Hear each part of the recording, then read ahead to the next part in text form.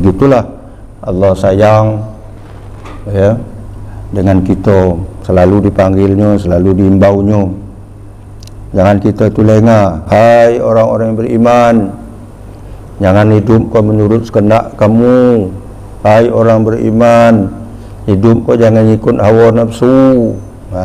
Hai orang beriman, ini dia jalan kamu harus ditempuh. Jadi ayat ini dua tuntunannya. Allah menuntun kita, pertama, hai orang-orang yang beriman. Tidak cukup beriman, harus disempurnakan imannya itu, dilengkapi imannya itu dengan takwa. Bertakwalah kepada Allah dengan sebenar-benar takwa, haqqa tuqati, bukan takwa tanggung-tanggung, ya. Haqqa tuqati, takwa dengan sebenar-benarnya. Yang kedua tuntunannya dalam ayat ini, Allah mengingatkan, jangan sekali-kali kamu mati melainkan dalam keadaan beragama Islam. Hendaklah kita itu matinya dalam keadaan beragama Islam. Allahumma salli salatan kamilah wa sallim salaman tamman ala sayyidina Muhammadin alladhi tanhallu bihil uqad wa tanfariju bihil qurab wa tuqadha bihil hawaij wa tunalu bihil raghaib wa husnul khawatim wa yustasqal ghamamu biwajhihil karim wa ala alihi wa sahbihi fi kulli lamhatin wa nafasin bi'adadi kulli ma'lumin. Assalamualaikum warahmatullahi wabarakatuh. Bismillahirrahmanirrahim. Bismillahi masyaallah, la yasuqul khaira illallah. Bismillahi masyaallah, la yasrifus su'a illallah. Bismillahi masyaallah, ma kana min ni'matin fa minallah. Bismillahi masyaallah, la haula wa la quwata illa billah.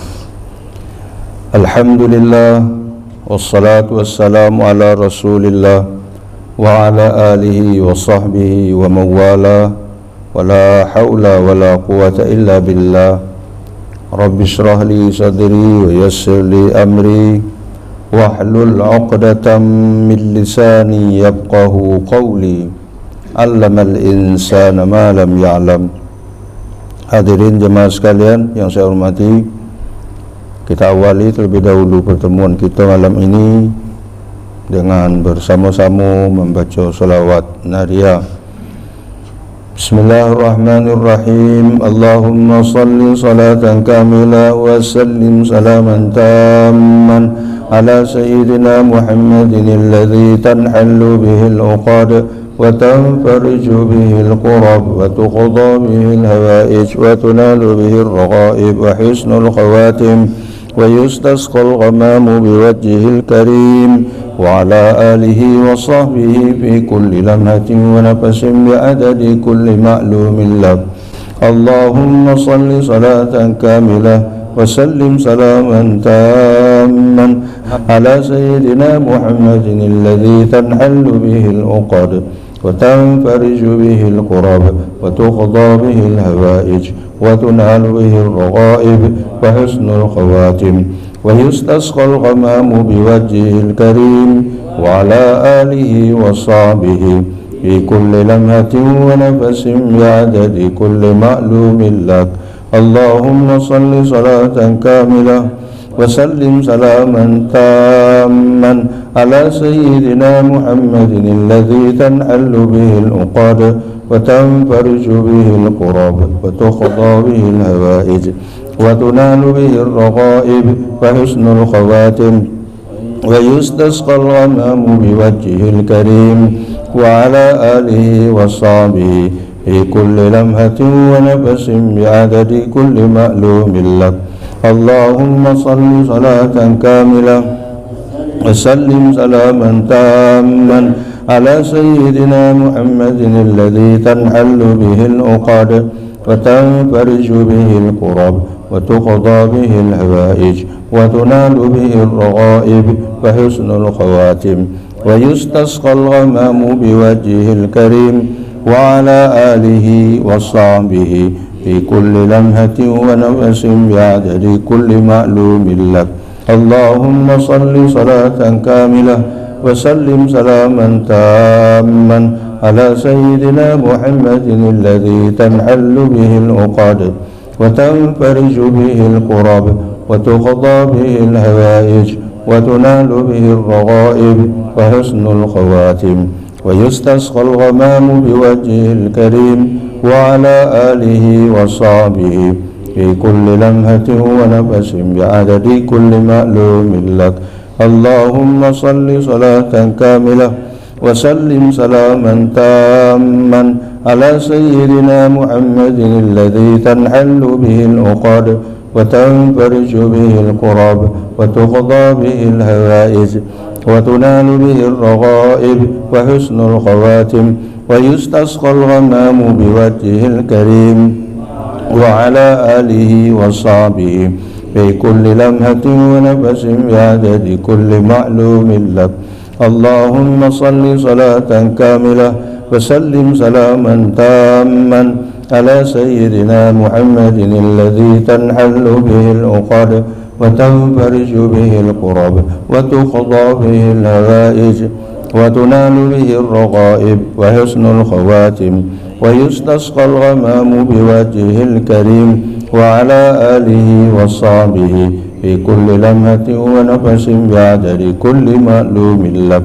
اللهم صل صلاة كاملة وسلم سلاما تاما على سيدنا محمد الذي تنحل به العقد وتنفرج به الكرب وتقضى به الهوائج وتنال به الرغائب وحسن الخواتم ويستسقى الغمام بوجهه الكريم وعلى آله وصحبه في كل لمحة ونفس بعدد كل معلوم لك. اللهم صل صلاة كاملة وسلم سلاما تاما على سيدنا محمد الذي تنحل به العقد وتنفرج به الكرب وتقضى به الهوائج وتنال به الرغائب وحسن الخواتم ويستسقى الغمام بوجهه الكريم وعلى آله وصحبه في كل لمحة ونفس بعدد كل معلوم لك. اللهم صل صلاة كاملة وسلم سلاما تاما على سيدنا محمد الذي تنحل به العقد وتنفرج به الكرب وتقضى به الهوائج وتنال به الرغائب وحسن الخواتم ويستسقى الغمام بوجهه الكريم وعلى آله وصحبه في كل لمحة ونفس بعدد كل معلوم لك. Bismillahirrahmanirrahim. Jemaah sekalian yang saya hormati, malam ini kita akan menyampaikan satu ayat, yaitu dari surah Ali Imran ayat 102. Surah Ali Imran ini merupakan salah satu ayat-ayat yang memanggil atau menyeru kepada orang-orang yang beriman, atau dengan kata lain ayat-ayat ya ayyuhalladzina amanu. Dalam Al-Quran ada sejumlah 89 ayat ya ayyuhalladzina amanu. Semuanya itu di awal ayat ya ayyuhalladzina amanu. Itu kalimat ya ayyuhalladzina amanu itu terletak di awal ayat. Hanya satu Kalimat ya ayyuhallazina amanu itu letaknya di tengah ayat. Innallaha wa malaikatahu yusalluna 'alan nabi ya ayyuhallazina amanu sallu alaihi wa sallimu taslima. Itu di tengah. Selainnya itu yang berjumlah 89 itu semuanya di awal ayat, di pangkal ayat. Kita ambil malam ini, kita angkat dalam pengajian ini surah Ali Imran ayat 102. Tentang apa ini? Bertakwa kepada Allah dan mati dalam Islam. Ayat ini berbunyi Bismillahirrahmanirrahim. Ya ayyuhalladzina amanu taqullaha haqqa tuqatih wa la tamutunna illa wa antum muslimun.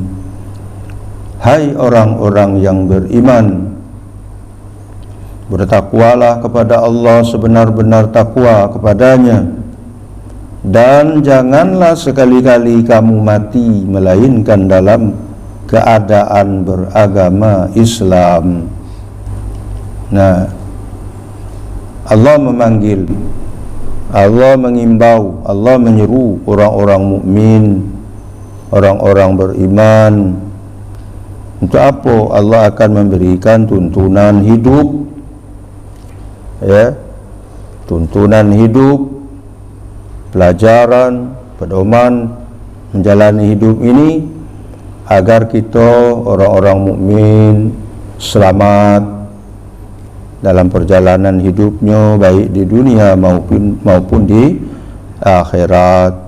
Begitulah Allah sayang, ya, dengan kita, selalu dipanggilnya, selalu diimbaunya. Jangan kita itu lengah. Hai orang-orang yang beriman, jangan hidup kau menurut kehendak kamu. Hai orang beriman, hidup kau jangan ikut hawa nafsu. Hai orang beriman, ini dia jalan kamu harus ditempuh. Jadi ayat ini, ayat 102 Ali Imran ini, dua tuntunannya. Allah menuntun kita, pertama bertakwa kepada Allah. Ya ayyuhalladzina amanu taqullaha haqqa tuqatih. Hai orang-orang yang beriman, tidak cukup beriman, harus disempurnakan imannya itu, dilengkapi imannya itu dengan takwa. Bertakwalah kepada Allah dengan sebenar-benar takwa. Haqqa tuqati, bukan takwa tanggung-tanggung, ya, bukan takwa asal-asalan. Haqqa tuqati, takwa dengan sebenar-benarnya takwa. Yang kedua tuntunannya dalam ayat ini,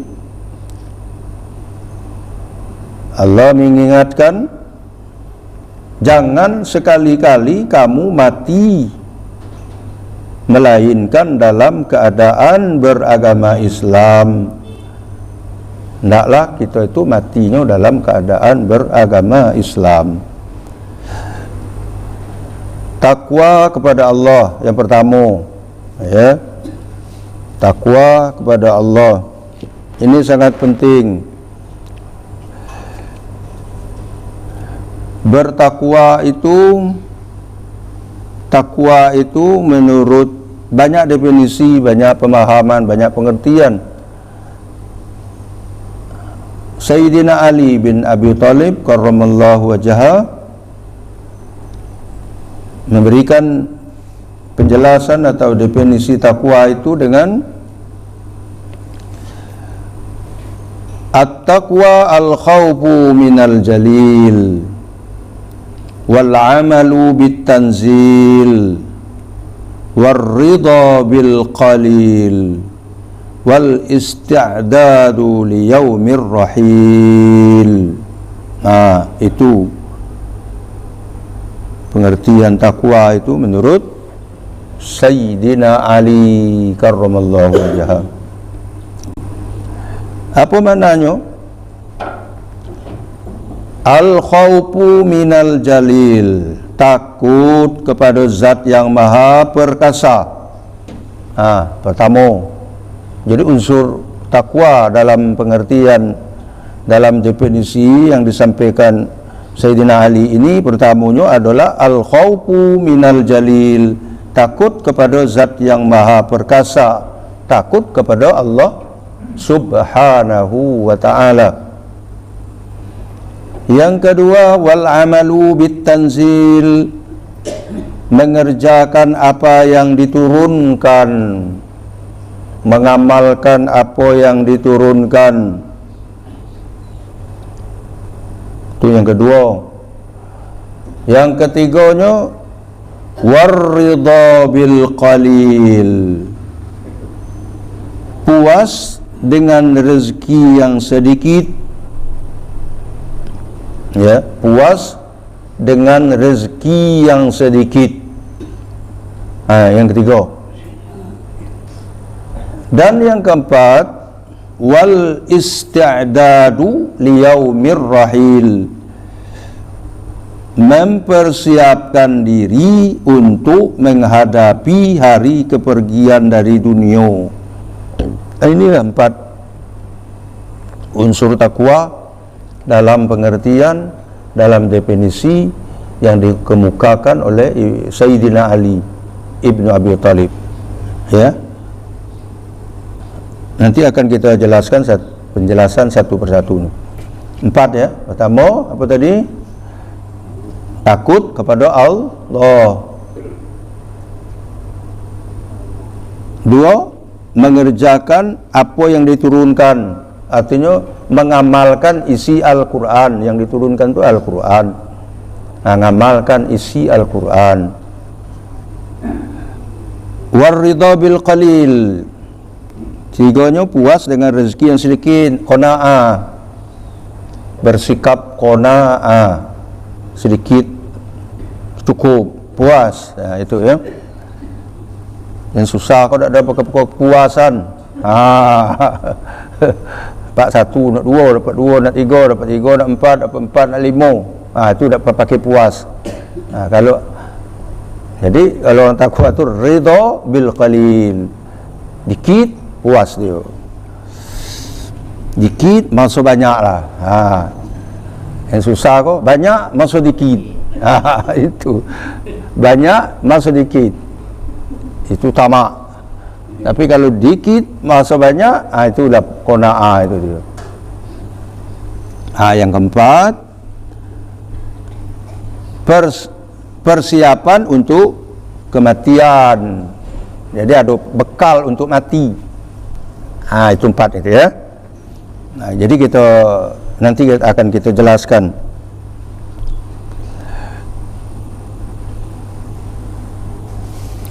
Berbicara tentang takwa ini, tadi sudah kita sampaikan tuntunan pertamanya, ayat ini tadi, takwa. Dalam Al-Quran banyak ayat-ayat yang menjelaskan tentang takwa itu.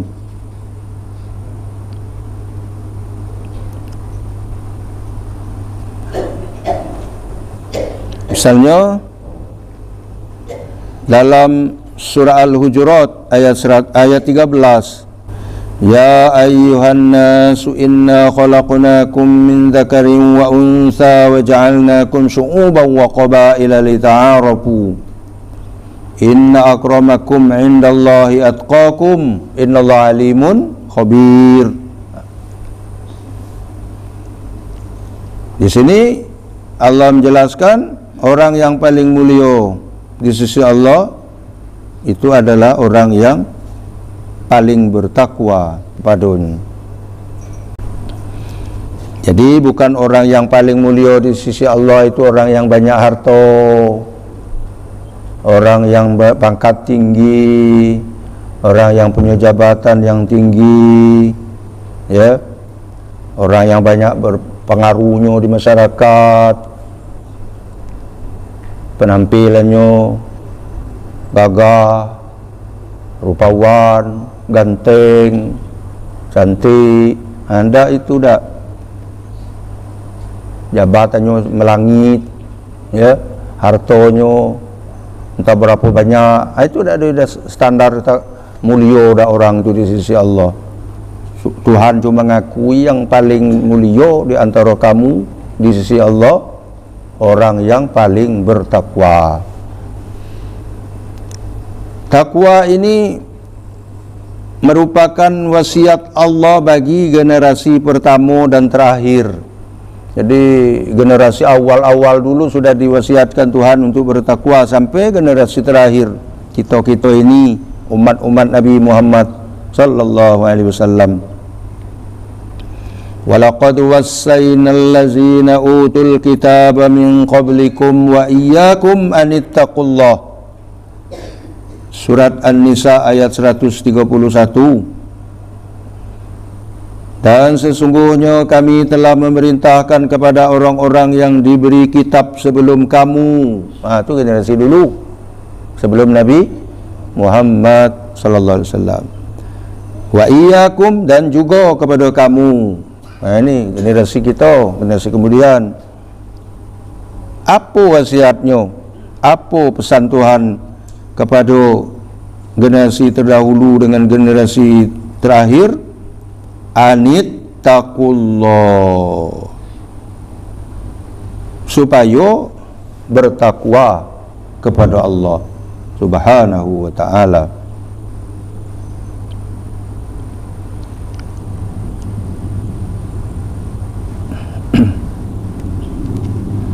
Umar ibnul Khattab pernah bertanya kepada Ubay bin Ka'ab tentang makna takwa. Jadi Umar bin Khattab bertanya kepada Ubay bin Ka'ab tentang makna takwa. Ubay menjawab, apakah kamu pernah melewati jalan yang berduri? Itu jawab Ubay bin Ka'ab. Pernah kau lewat di jalan yang berduri? Kata Umar menjawab, pernah. Lalu Ubay bertanya lagi, apa yang kamu lakukan dengan duri itu? Jawab Umar, saya menyingkirkannya. Ubay berkata, itulah yang disebut dengan takwa. Ya. Jadi nyingkirkan duri-duri di jalan yang penuh duri itu, kita singkirkan jalan, ambil duri, buang, ambil duri, buang. Itulah takwa. Jadi kalau berjalan di jalan yang penuh duri itu ekstra hati-hati. Kita tak serampangan, melangkah, nanggung kaki. Jadi ekstra hati-hati. Ini duri, buang. Langkah lagi, ini duri, buang. Jadi orang takwa itu ekstra hati-hati dalam perjalanan hidup ini. Maka itu Ibnul Mu'az dalam syairnya mengungkapkan, mengosongkan dari dosa kecil dan dosa besar, itulah takwa. Dalam syairnya ini artinya menghindari dosa, mulai dari dosa kecil sampai dosa besar. Nah itu maknanya takwa. Bertindaklah bagai orang yang berjalan di atas tanah berduri, lalu menyingkirkan duri yang ia lihat. Janganlah engkau meremehkan perkara kecil, karena gunung berasal dari tumpukan kerikil. Jadi dosa-dosa kecil jangan dianggap enteng. Apalah dosa-dosa kecil, dikit-dikit lama-lama jadi bukit, ya. Buat dosa yang kecil-kecil jangan diremehkan. Apa-apalah dikit, dosa kecil juga, jangan diremehkan. Banyak-banyak lagi dia numpuk. Begitu juga amal soleh, jangan diremehkan pula yang kecil-kecil. Perkara kecil dalam hal kebaikan jangan diremehkan.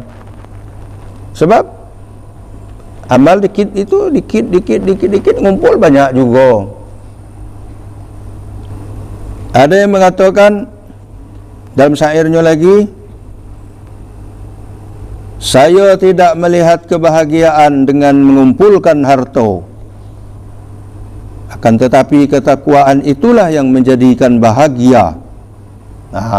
Ya, jadi banyak harta, ngunung harta itu tidak jamin bahagia. Banyak harta tidur susah, ya.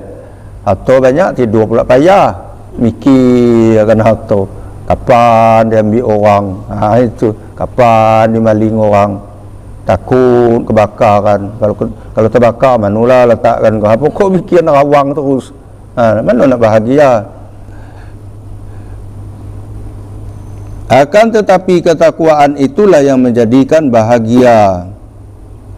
Takwa kepada Allah menjadi bekal terbaik untuk disimpan. Orang yang bertakwa itu memiliki kelebihan di sisi Tuhan. Dalam surah Al-Baqarah ayat 197, wa tazawwadu fa inna khairaz zadit taqwa. Berbekallah, sesungguhnya sebaik-baik bekal adalah takwa. Kalau nak banyak bekal tu takwa. Bekal ke akhirat takwa juga. Harta tinggal, pangkat tinggal, tak ada bawa ke akhirat dah. Ya, harta tak bawa juga. Jadi wa tazawwadu, bekalan untuk akhirat itu takwa. Tak ada pangkat dak. Biarlah tak pangkat setinggi langit, tinggal juga. Kecil nanti di hadapan Allah Subhanahu wa taala. Uraian dari unsur-unsur takwa yang disampaikan Sayyidina Ali tadi. Yang pertamanya apa? Al-khauf minal jalil. Takut kepada zat yang maha perkasa, takut kepada Allah. Unsur pertama. Jadi orang yang takwa itu dia takut kepada Allah, takut azab Allah, takut siksa Allah. Takut kepada Allah bukan sama dengan kita takut dengan orang gila. Tak sama dengan kita takut kepada binatang buas. Kalau takut binatang buas, kita jauhi. Semakin takut, semakin menghindar. Tapi kalau kita takut kepada Allah, itu semakin takut, semakin dekat. Kita dekat ni. Beda. Cobalah. Kalau ada rimau takut dekat ni, takamnya. Ya. Jadi pokok langkah 1000. Nah, kalau takut kepada Allah, tak ada langkah 1000. Semakin mendekat, semakin mendekat. Itu tanda dia takut kepada Allah. Jadi beda. Banyak sekali ayat-ayat yang mengimbau kita, menjelaskan tentang takut kepada Allah ini.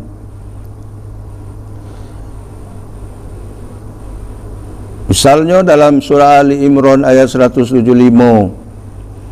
innama dzalikumus syaitanu yukhawifu awliya'ah fala takhafuhum wa khafuni in kuntum mu'minin. Janganlah kamu takut kepada mereka, setan, tetapi takutlah kepadaku jika kamu benar-benar orang yang beriman. Banyak sekali ayat-ayat yang menekankan kita supaya kita takut kepada Allah. Itu unsur yang pertama.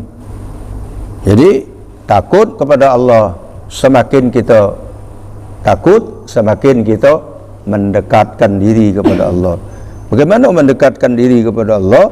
Ialah melaksanakan segala perintahnya dan meninggalkan segala larangannya. Bagaimana kita mendekatkan diri kepada Allah? Memperbanyak amal soleh dan ibadat. Bagaimana kita mendekatkan diri kepada Allah? Banyak melaksanakan hal-hal yang diridhoi oleh Allah Subhanahu wa ta'ala.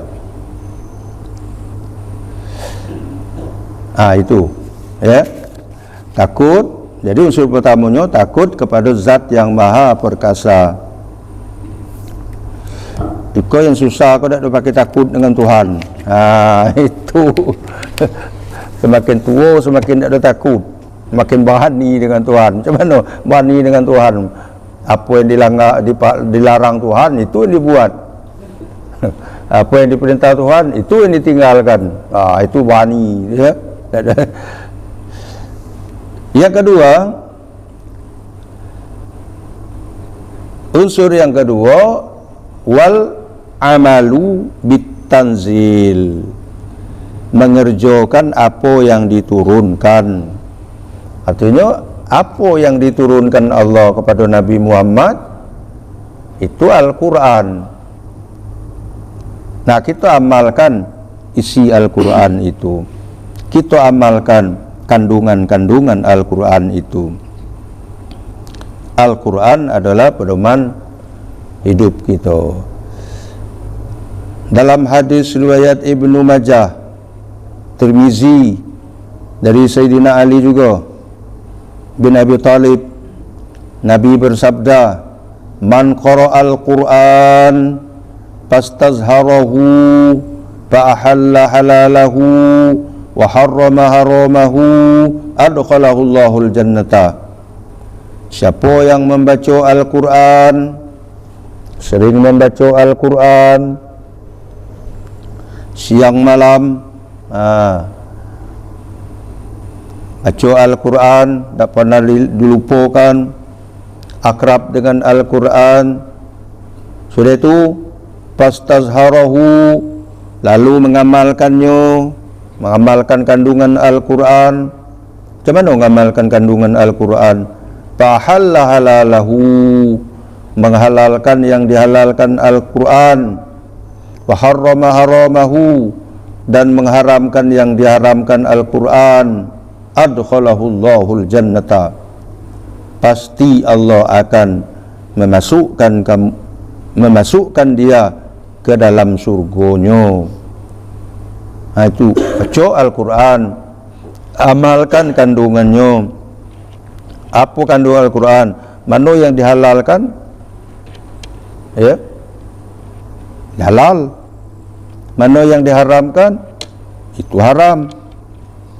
Yang dibalik, yang dihalalkan Al-Quran, awak ngatakannya haram. Yang diharamkan Al-Quran, awak ngatakannya halal. Itu ditukar tu, masuk neraka jadinya tu ya. Kalau yang dihalalkan Al-Quran kita halalkan, yang diharamkan kita haramkan, masuk surga. Hadis yang kedua, Al-Qur'anu syafi'un musaffa'. Al-Quran itu dapat memberi syafaat, syafi'. Al-Quran itu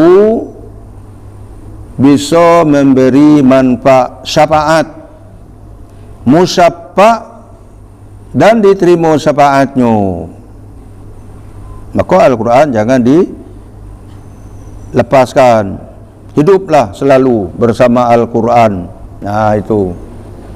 Jangan Al-Quran itu dijauhi, letak di atas lemari. Beli Quran mahal-mahal, tahu di atas lemari, tak berbuka-buka segelnya, sawangan penuh sawang. Tanda tu Al-Quran tak pernah dijamah, tak pernah dibaca, tak pernah dibalik-balik lembarannya tu. Beli di Mekah pula, tak tertanggung tu. Quran eloknya lah. Napol tak ada dalam lemari tu, kenang-kenangan balik dari haji, balik dari umroh. Kenapa dah dibaca? Sayang, biarlah. Biar lunyau. Itu tanda Quran tu dibaca. Jadi kalau Quran tu mulus, rumah tanda Quran tak pernah dibaca. Segek ya. Nah, itu. Jadi Al-Quran itu memberi syafaat, dan syafaatnya diterima oleh Allah. Jadi kalau kita baca Quran banyak-banyak di dunia ini, nanti pada hari kiamat kita dapat syafaat, bantuan dari Al-Quran yang kita baca itu. Wa mahilun musaddiq,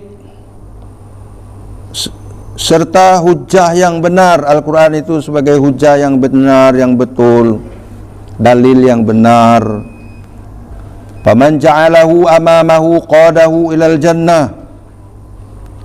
Siapa yang menjadikan Al-Quran itu di depannya sebagai panutan, siapa yang menjadikan Al-Quran itu di depannya, ya, qadahu ilal jannah, dia akan mengantarkannya menuju surga. Jadi bukan berarti ambil mushaf tahu depan kita. Tidak, menjadikan Al-Quran itu sebagai pedoman, sebagai panutan. Lagi salah faham pula, tak Quran depan awak, terus yang malam ngapa? Wah, bawa surga lagi. Kau hadis kau itu. Qadahu ilal jannah. Dah salah dah hadis tu. Man ja'alahu amamahu. Siapa yang menjadikan Al-Quran itu di depannya. Salah faham kau Quran tak? Depan kau tadi peluk kilir. Maksudnya sebagai panutan. Wa man ja'alahu khalfa zahrihi saqahu ilan nar. Siapa yang menjadikan Al-Quran di belakang punggungnya, bukan taruh di belakang siko, maknanya meninggalkan kan ajaran-ajaran Al-Quran itu, maka dia akan mengantarkannya menuju neraka. Itu. Apa makna Al-Quran itu memberikan syafaat, dapat memberi syafaat? Kita lihat pendapat yang mulia Sayyid Muhammad Alwi Al-Maliki. Ini saya kutip dalam kitab beliau Khasa'is Ummatil Muhammadiyah. Ini saya kutip sedikit. Makna syafaat Al-Quran itu. Al-Quran syafi'un. Al-Quran itu dapat memberi syafaat. Apa maknanya Al-Quran itu memberi syafaat? Kata Sayyid Muhammad Alwi Al-Maliki, wa syafa'atul Qur'an qad takunu bi maghfiratiz dzunub. Syafaat Al-Quran itu, pertolongan Al-Quran itu terkadang bisa berupa pengampunan dosa. Itu pertama. Ya. Jadi menurut keterangan Buya Al-Maliki, satu, makna syafaat Al-Quran itu pengampunan dosa. Jadi dosa-dosa kita diampuni karena kita banyak membaca Al-Quran. Itu. Waqad takunu bi raf'id darajati wat tahliyati bil kamalat. Yang kedua, bisa jadi kenaikan derajat, meningkat derajat kita, naik kedudukan kita, naik pangkat kita. Di sisi siapa? Di sisi Allah. Jadi banyak baca Al-Quran itu, Al-Quran beri syafaat. Maknanya menurut Buya Al-Maliki, naik derajat.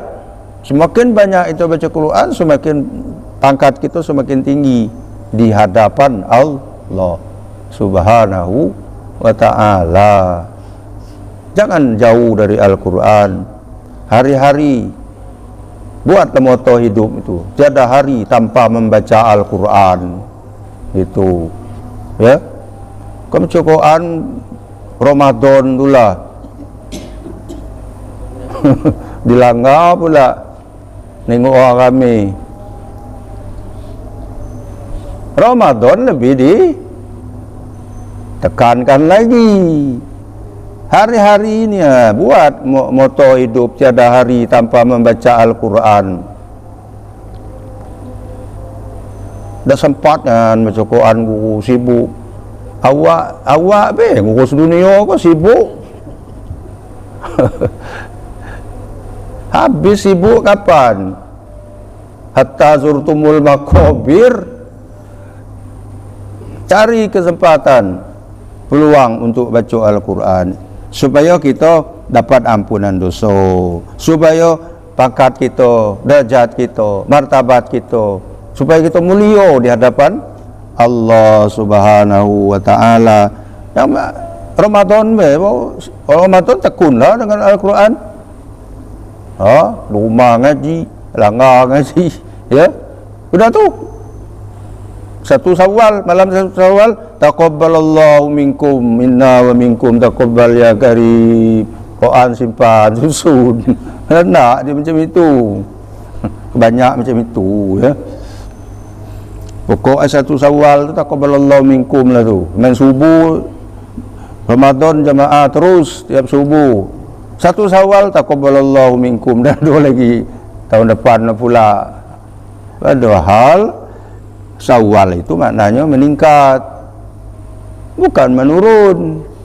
Banyaknya menurun. Subuh penuh 3 sab 4 sab dari awal sampai akhir Ramadan. Pas 1 Syawal itu kelanggar lagi, taqabbalallahu minkum, tinggal 3 4 lagi. Yang lain ni sudah taqabbalallahu minkum. Itu dah nak macam itu. Syawal itu meningkat. Apa meningkat? Ibadah yang sudah kita latih di bulan Ramadan itu meningkat dia. Pertahankan. Wa tahliyat bil kamalat. Boleh jadi yang ketiganya, syafaat Al-Quran itu berupa hiasan kesempurnaan. Jadi kita dapat hiasan kesempurnaan. Apa sempurna? Sempurna akhlak, perilaku. Akhlak kita sempurna, perilaku kita sempurna yang baiknya, bukan sempurna yang buruknya, ya. Sempurna, dapat kemuliaan yang sempurna, ketekunan ibadatnya sempurna, amalnya sempurna, perilakunya sempurna. Maka kita banyak berdoa, Allahumma inni ala zikrika wa syukrika wa husni ibadatik. Untuk menuju kesempurnaan itu kita banyak berdoa juga. Allahumma inni ala zikrika. Ya Allah, tolonglah aku, bantulah aku selalu untuk mengingat Engkau, menyebut namamu ya Allah, untuk ingat kepadamu, untuk zikir kepadamu. Bersyukrika, dan tolonglah aku ya Allah untuk bersyukur kepadamu. Wa husni ibadatik, bantulah aku ya Allah supaya dapat beramal, beribadah dengan sebaik-baiknya. Jadi 3 syafaat Al-Quran itu. Jadi kalau kita banyak baca Al-Quran, insya-Allah kita dapat syafaat Al-Quran. 3 tadi menurut Buya Muhammad Alwi Al-Maliki. Saya ulang lagi, syafaat Al-Quran itu terkadang berupa pengampunan dosa, terkadang naik derajat, pangkat, dan terkadang juga berupa hiasan kesempurnaan. Jadi kita punya perhiasan diri kita dengan kesempurnaan. Sempurna akhlakul karimahnya, sempurna amal ibadahnya, sempurna itu. Sempurna lagi rezekinya, barokahnya, takwanya. Yang ketiga kata Sayyidina Ali, takwa itu warridha bil qalili, puas dengan rezeki yang sedikit. Orang yang takwa itu puas dengan rezeki yang sedikit. Kalau rezeki sedikit tak ada puas, banyak baru puas, itu belum takwa. Itu ya, itu bahasa banyak syukur dikit nganggur, itu banyak syukur dikit nganggur. Ada itu kena ciri orang takwa. Ciri orang takwa itu kata Sayyidina Ali, warridha bil qalil, puas dengan rezeki yang sedikit. Dapat gaji penghasilan 1,5 juta, alhamdulillah. Sebulan, alhamdulillah. Itu dapat 2 juta, alhamdulillah. Kau dapat honor 1,5 juta, manggai. Kawan nanya, apa gaji kau sebulan? Manggai. Guru berapa? 1,5 juta. 1,5 juta manggai. Mana banyak 1,5 juta dengan 1 juta? Banyak 1,5 juta. Jadi tengoknya dikit. Jangan kita honor, kita gaji kita 1,5 juta, tengok gaji orang 45 juta, iyalah, manggai. Jadi tengok yang di bawah. Gaji kita 1,5 juta, tengok kawan 500 sebulan, alhamdulillah, mendingan aku. Jadi tolak ukurnya ke bawah, jangan ke atas. Akhirnya kita meremehkan pemberian Allah. Sekali manggai, ya tak? Itu Pak Mukat dapatlah 5 ekor ikan lambak tu. Dapat pagi kau ikan, manggai. Apa? Ada 5 biji. 5 biji pula. Sinis. Itu malam banyak dapat. Kau manggai, sore kau manggai, pagi kau manggai. Jangan manggai, alhamdulillah. Itu sekok juga dibagi Tuhan, alhamdulillah. Ada dapat, bukan tadi alhamdulillah dapat sebiji. Dibanding tak dapat. Itu. Ya. Nah, itu ingat cirinya orang takwa itu, ridha bil qalil. Itulah dia qanaah. Sikap yang menjembatani ketidaksesuaian antara keinginan manusia dengan ketentuan Allah seandainya terjadi. Itulah qanaah itu, sikap yang menjembatani ketidaksesuaian. Kita nak banyak, takdir Tuhan dikit, kan tak sesuai. Nah, itulah sikap untuk menjembatani keinginan kita dengan takdir Allah yang berlaku sesuai menurut kita. Nah, itu dia qanaah. Imam As-Sayuti radhiyallahu an menjelaskan arti qanaah. Ar-ridha bima dunal kifayati wa tarkut tashawufi ilal mabqudi wal istighna bil mawjud. Kata Imam As-Sayuti rahimahullah, qanaah itu ridha terhadap sesuatu yang tidak mencukupi. Itu satu. Menurut Imam As-Sayuti, ridha terhadap sesuatu yang tidak mencukupi, meninggalkan bernafsu untuk memperoleh sesuatu yang tidak didapatkan. Meninggalkan bernafsu untuk memperoleh sesuatu yang tidak didapatkan, dan merasa cukup dengan apa yang ada. Ya, 3 unsurnya. Jadi menurut Imam Sayuti, qanaah itu 3 unsurnya. Ridha terhadap sesuatu yang tidak mencukupi. 2, meninggalkan bernafsu untuk memperoleh sesuatu yang tidak didapatkan. Yang ketiga, merasa cukup dengan apa yang ada. Itu dia qanaah. Apa maknanya tidak mencukupi? Artinya tidak sesuai dengan yang diinginkan. Ya. Jadi ridha terhadap sesuatu yang tidak mencukupi, maknanya ridha terhadap sesuatu yang tidak sesuai dengan yang diinginkan. Kita nak berapa? Banyak. Yang dapat dikit. Ridha lah dengan yang ada tu. meninggalkan dari bernafsu untuk memperoleh sesuatu yang tidak didapatkan. Maknanya apa? Ketika Allah sudah menentukan bahawa sesuatu itu bukan bagian dari rezeki kita, tidak semestinya kita masih ngotot untuk mendapatkannya. Nah, itu merasa cukup dengan yang ada. Inilah berkaitan erat dengan sifat syukur. Ya. Jadi merasa cukup dengan yang ada itu kaitannya dengan sifat syukur. Banyak bersyukur, dikit bersyukur. Itu.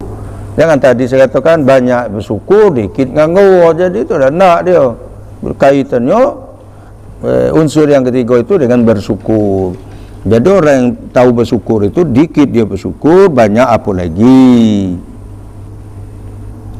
Artinya orang yang qanaah itu orang yang pandai bersyukur atas pemberian Allah kepadanya, tahu dia bersyukur. Jemaah sekalian, ada 3 hal, ada 3 cara untuk membantu, yang bisa membantu kita menumbuhkan sifat qanaah dalam diri seseorang. Jadi ada 3 hal, ya. Ada 3 perkara yang dapat membantu kita menanamkan, menumbuhkan sifat qanaah itu dalam diri kita. Pertama apa? Memperkuat keimanan akan qada dan qadar Allah. Itu pertama. Al-iman bil qada wal qadar. Jadi ini diperkuat. Kalau dalam rukun iman itu keberapa itu? Ke-6 ya. Al-iman bil qada wal qadar. Memperkuat keimanan akan qada dan qadar. Itu diperkuat. Jadi kalau itu sudah kita perkuat, maka sifat qanaah akan muncul, akan lahir.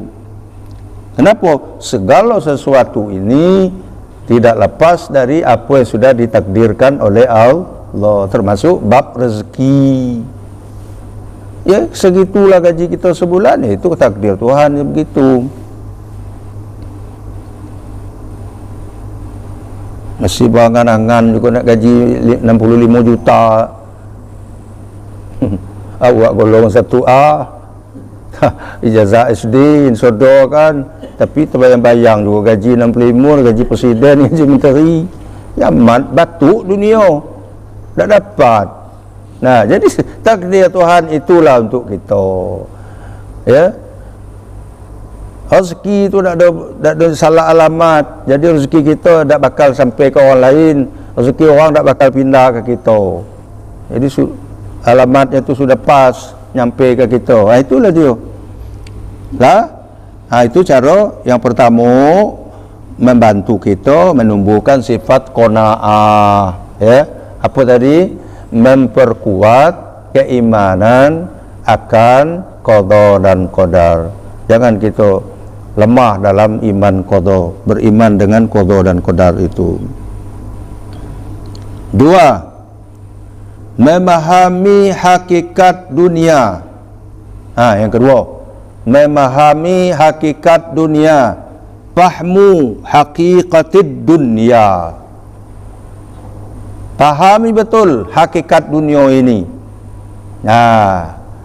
Kalau kita sudah paham betul dengan hakikat dunia,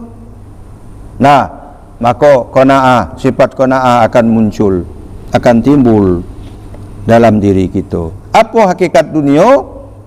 Kita lihat penjelasan Al-Quran surah Ali Imran ayat 14. Ini dia hakikat dunia. Pahami elok. Allah berfirman, Ali Imran ayat 14.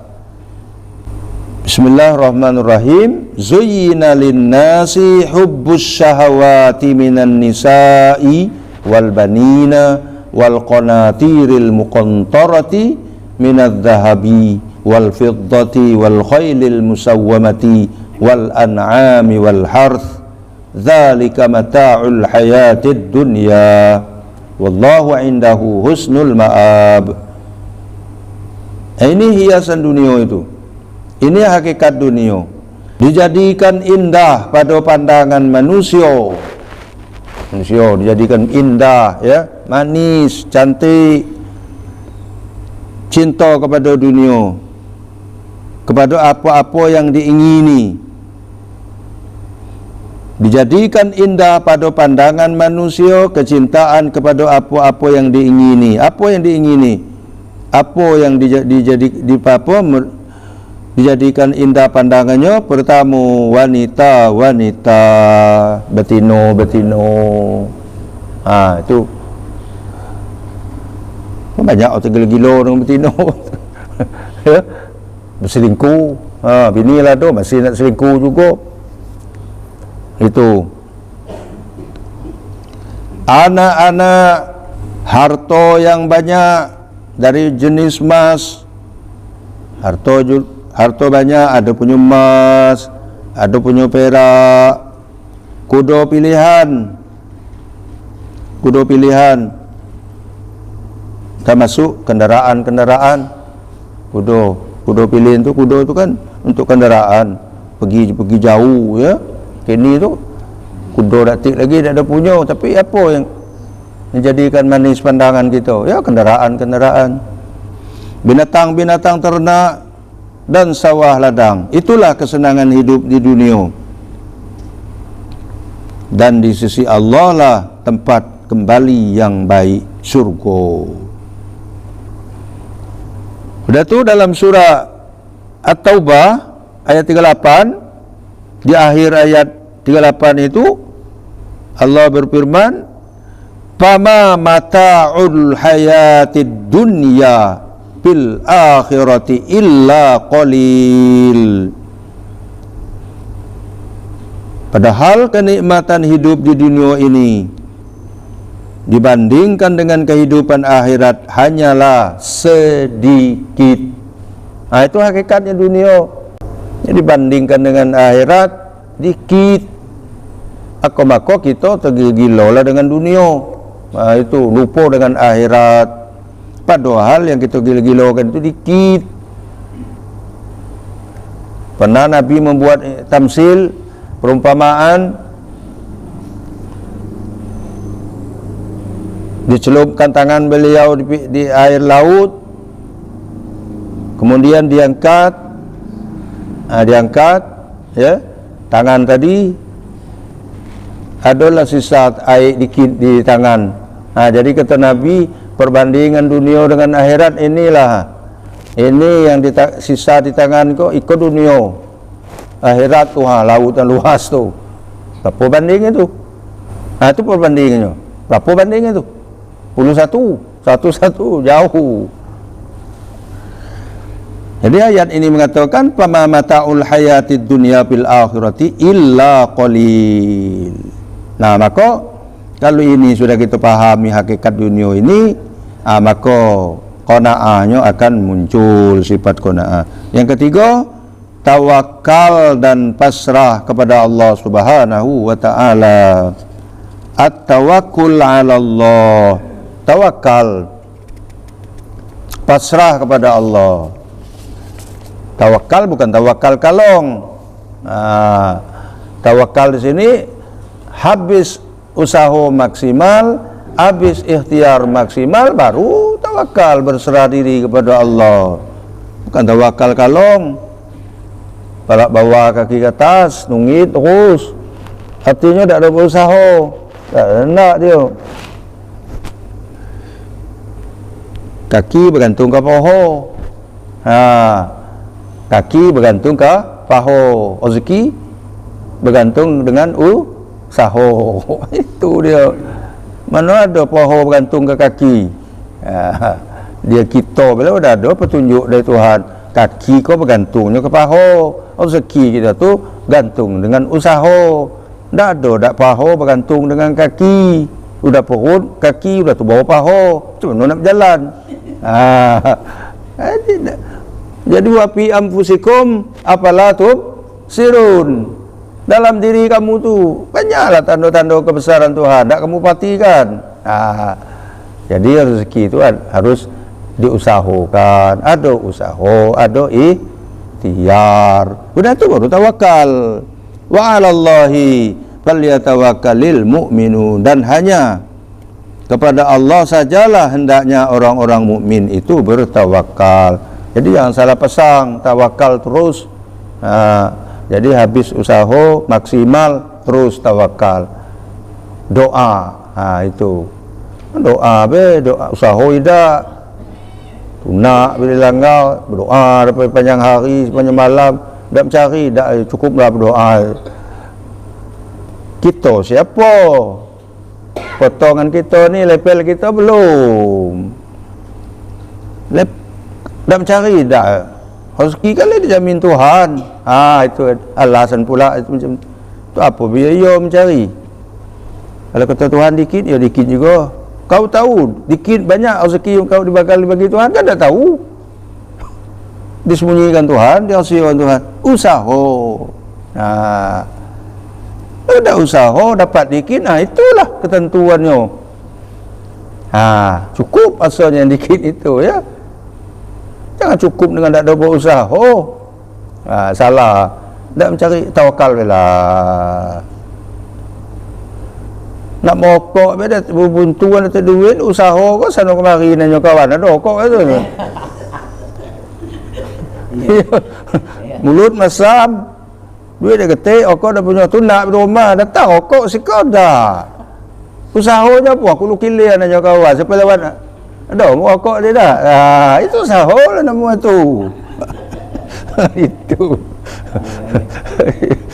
Tapi tidak pergi ke toko dulu. Kalau masam hutang aku buat okok dulu sebatang jadilah. Lah. Jadi ingat tawakal jangan salah pasang. Ya. Memang kita disuruh tawakal, tapi tawakal kita harus melalui usaha ikhtiar dulu. Fa idza azamta fatawakkal 'alallah. Jangan langsung megang tawakal itulah. Baik, kita lanjutkan dikit lagi. Hadis-hadis tentang qanaah. Jadi tadi ayat-ayat tentang qanaah, penjelasan tentang qanaah. Kemudian hadis pula tentang qanaah.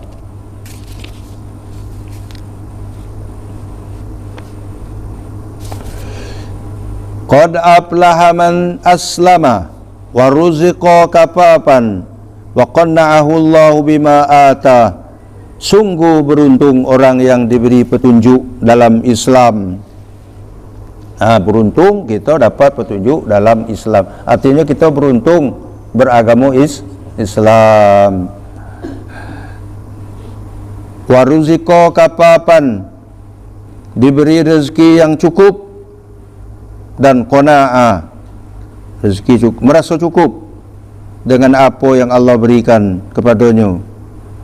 Wa qanna'ahu Allahu bima atahu, jadi diberi rezeki cukup dan kemudian Allah berikan pula sikap qanaah dengan apa yang Allah berikan kepadanya.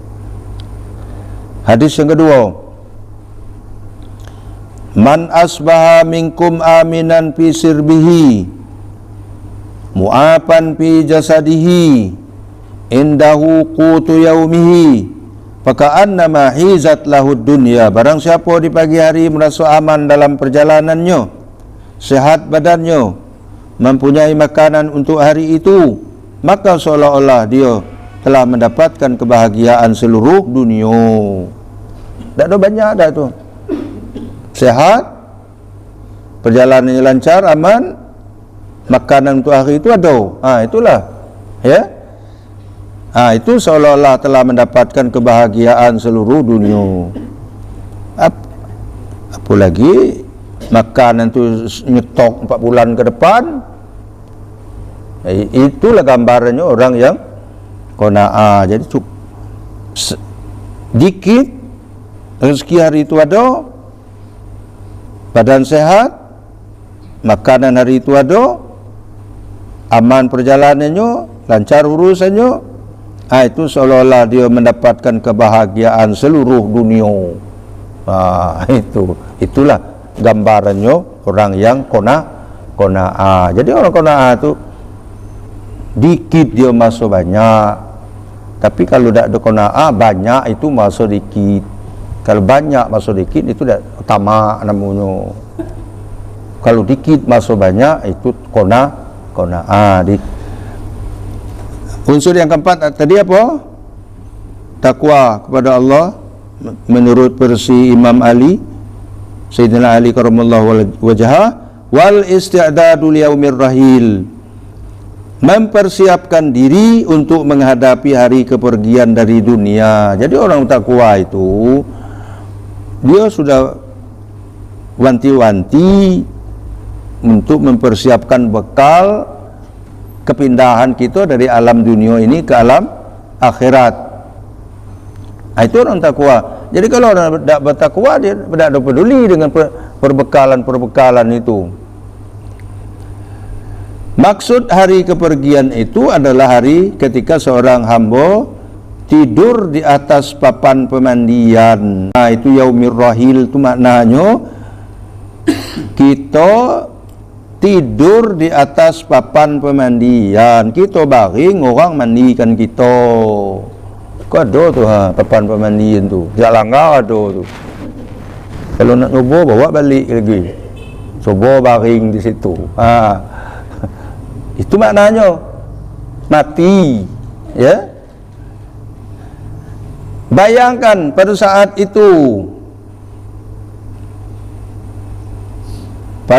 itu lidah akan berkata,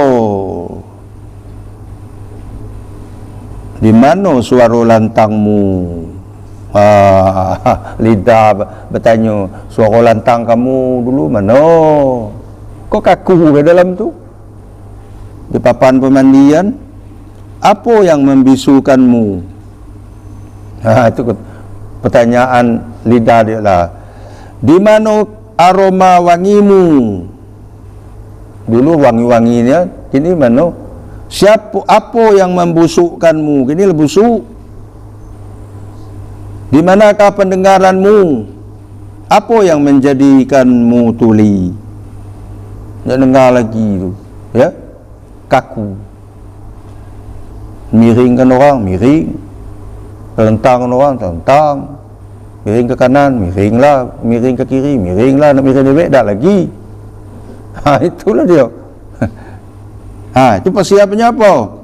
Mempersiapkan diri untuk menghadapi hari kepergian dari dunia itu adalah dengan mengerjakan amal-amal soleh. Persiapannya amal soleh, ibadah amal soleh. Jangan amal salah. Ikut tak banyak amal salah, masa awak dah mati lagi. Tu gawat buat kalau itu punya prinsip, punya masa awak lah hidup selama-lamanya, ayo tak diingat lagi mati. Apa yang kendak gasak lah itu. Solat persiapkan, puasa perbanyak, baca Al-Quran, sedekah, jihad di jalan Allah dan lain sebagainya. Apa kata Nabi dalam sebuah hadis riwayat Ibnu Majah? Secerdas-cerdas manusia adalah yang terbanyak ingatnya pada kematian.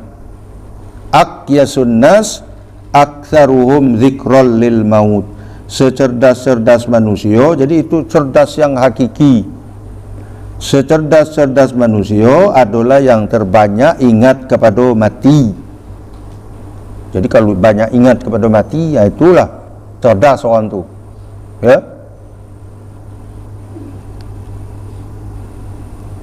Wa ashadduhum isti'dadan lahu, dan terbanyak persiapan untuk menghadapi kematian itu. Ulaika humul aqyas, mereka itulah orang-orang yang benar-benar cerdik. Jadi itulah orang-orang yang benar-benar. Kalau kita, menurut kita, yang paling cerdik itu macam mana? Lain tak? Kalau Nabi tak katakan yang paling cerdik itulah yang banyak ingat mati, banyak persiapannya untuk kematian itu. Itu yang paling cerdik. Kalau kita yang paling cerdik itu lain. Hitungnya dapat 10 terus. Tiap kali matematika 10, tu cerdik tu budak itu, cerdas itu. Nabi tak, yang banyak ingat pada mati, banyak persiapan untuk kematian, itu yang paling cerdik untuk menyelamatkan diri. Jemaah sekalian yang saya hormati, itulah penjelasan singkat dari definisi pengertian takwa menurut Sayyidina Ali karramallahu wajhah tadi. Ya, kita ulangi lagi. Pertama, takwa menurut Sayyidina Ali itu mencakup 4 unsur. Pertama, takut kepada Allah. 2, mengamalkan apa yang diturunkan dalam Al-Quran, artinya mengamalkan isi Al-Quran. 3, bersikap qanaah dalam hal rezeki. Dan yang 4, mempersiapkan diri untuk menghadapi kematian. Mudah-mudahan apa yang kita sampaikan pada malam hari ini ada manfaatnya bagi kita. Amin ya rabbal alamin. InsyaAllah tuntunan yang kedua dari ayat yang kita kaji malam hari ini, ya ayyuhallazina amanu, ya ayyuhallazina amanu taqullaha haqqa tuqatih. Yang kedua, wala tamutunna illa wa antum muslimun. Jangan kamu mati, janganlah sekali-kali kamu mati melainkan dalam keadaan beragama Islam. Jadi tuntunan yang kedua ini insya-Allah akan kita lanjutkan pada pertemuan di minggu yang akan datang. Mudah-mudahan kita dipanjangkan umur kita oleh Allah Subhanahu wa taala, beri kesehatan dan kesempatan, tidak ada halangan apapun. Amin ya rabbal alamin. Mudah-mudahan yang kita sampaikan malam ini ada manfaatnya. A'udzubillahi minasyaitonir rajim. Bismillahirrahmanirrahim.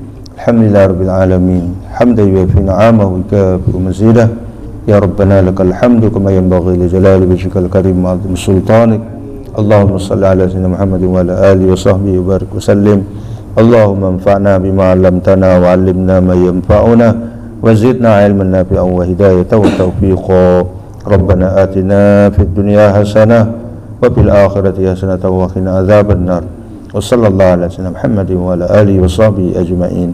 Subhana rabbika rabbil izzati amma yasifun wa salamun alal mursalin walhamdulillahi rabbil alamin.